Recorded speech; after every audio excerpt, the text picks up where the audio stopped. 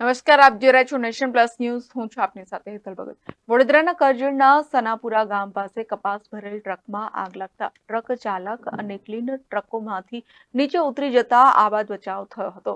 Fire બ્રિગેડની ટીમે ભારે જહેમત ઉઠાવી આગ પર કાબુ મેળવ્યો હતો.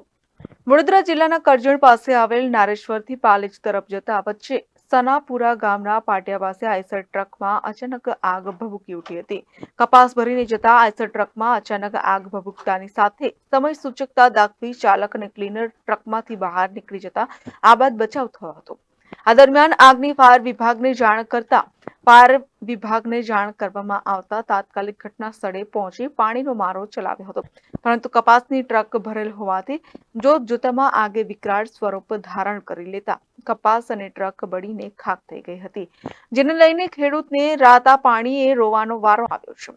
કરજણ ફાયર વિભાગના ફાયર ફાઈટરોએ આઈસર ટ્રકમાં લાગેલી આગ પર કાબુ મેળવવા ભારે જહેમત ઉઠાવવી પડી હતી.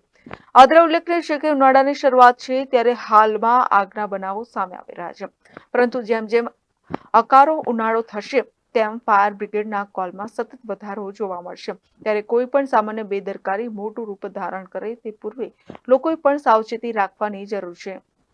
Bureau report, nation plus news, Vadodara. સમાચારોના સતત અપડેટ માટે નેશન પ્લસ ન્યૂઝના યુટ્યુબ ચેનલને સબસ્ક્રાઇબ કરો, બેલ આઇકન દબાવો અને ફોલો કરો ઇન્સ્ટાગ્રામ, ફેસબુક અને ટ્વિટર પર.